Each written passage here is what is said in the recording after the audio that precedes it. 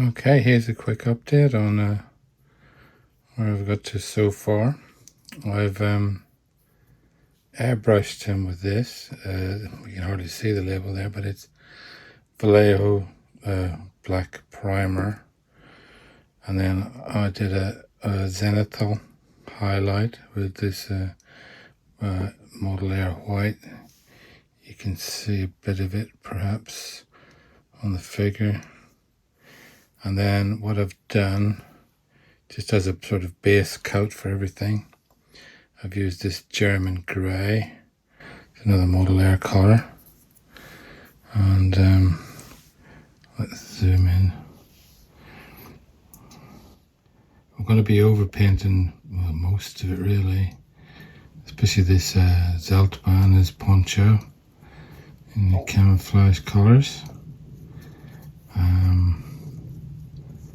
And there's obviously all the equipment and everything. You can see a bit of that white paint there on his gas mask container. Okay, but that's all the airbrushing done really. That's what I wanted to say at this point. Here's his helmet, which obviously is just a straightforward German helmet.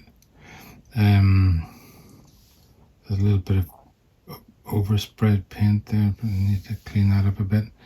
But I also have some other accoutrements like helmets and so on from other kits. They might be a bit more interesting, shall we say, than this one. But I'll think about that anyway. So that's just where I'm at. That's the airbrushing done. Okay, see you in the next time. Okay, well, I've continued to work it on this little fella, marched on with it. I've been doing his camouflage. As you can see the pattern there, that's for his field poncho, his Zeltbahn thing. I still got a few more bits to do and obviously tidy up, and have just begun to put some paint on his face and hands as well. I'll just show you the colours I used. This German red brown, and this light grey, and German camouflage bright green. And then on his face I've used medium flesh tone, standard one, and I've given it a wash of Reichland flesh here to pick out the details for now, and then I'll paint it properly after that. So what I'm going to do next, I'm going to paint his eyes.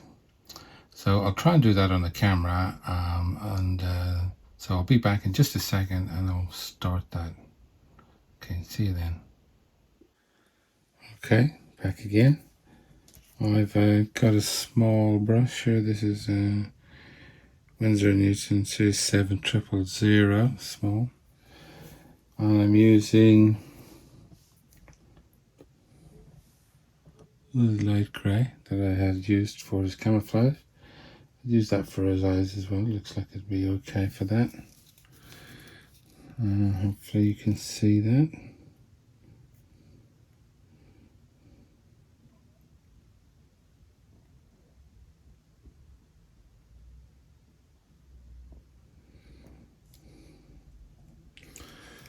That's one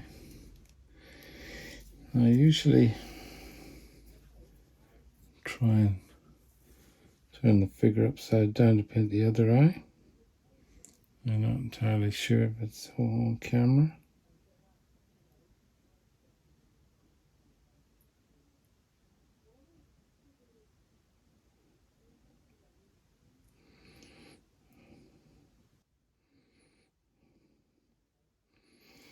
Let's try another bit of paint.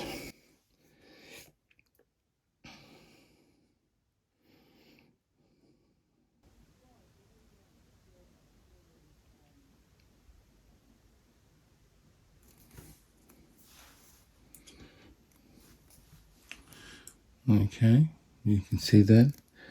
He's going to have quite small eyes, this guy.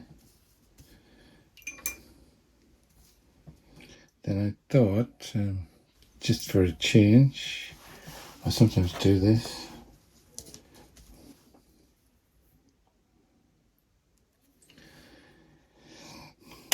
Instead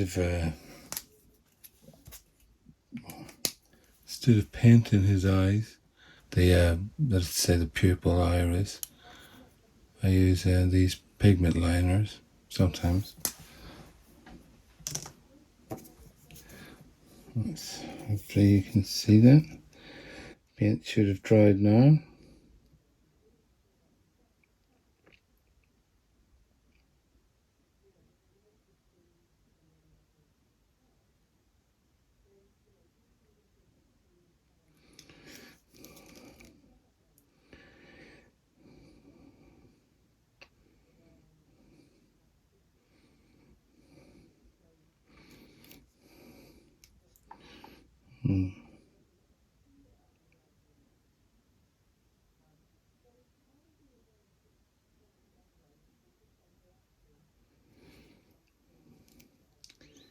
Can't seem to quite get it into that last eye.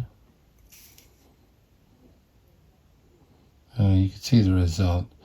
I'll have to look at it off camera because I can't really see it properly, and then I'll tidy it up or redo it. But I just thought I'd show you that bit for now. Okay, back again. I've done a bit more work on his head and his, full of flesh, so hands and face. You can see, I'll just zoom it in a bit. Although it's pretty cruel to do this. I'll zoom it in. Sometimes I see these pictures, zoomed right in at high resolution, watching on a big TV, and you can see obviously every blemish and every place where you could improve it. And then it can be useful because then you can, of course, it's just paint that's on here, so you can go back and paint it again. But I think it doesn't look too bad. He doesn't look too bad. Well, you can see his hands there as well. Okay, so that's what he looks like. He'll be a bit more smoothed out by the time he's finished. I'll do a bit more shading, but that's basically what he's gonna look like there. Okay, that's his face. Hi all.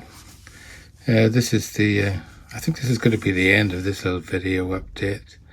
I've got to go and do some other stuff, and I don't think I'll be able to find the time to do any more work on this little fella for a while. He's almost done, but I'll just give him a spin round so you can see. You can see how he looks. There are a few specific things I still have to do. Right, if I zoom in a bit, if I can get his face in. That's not very good. Let's go back a bit. Is it in focus? Sort of. Right, I've got a bit more work to do on his face anyway. And I put a strap on his helmet over his face. And I'm going to... Why is it not focusing? Doesn't look like it's focusing. Well, I put a strap on his face, which I made out of a Tamiya masking tape, a little thin strip of that. I had the same with his rifle, the strap, but I think they could both do with a bit more work, so I'm going to have to do a bit more work on his face strap and helmet strap, and perhaps replace that rifle strap.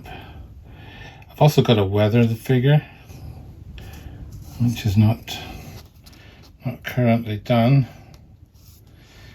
That's where he is now.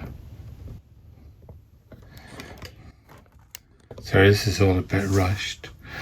But what I was thinking of doing was adding a few belt buckles and so on, like this kind of thing. This is from Aber.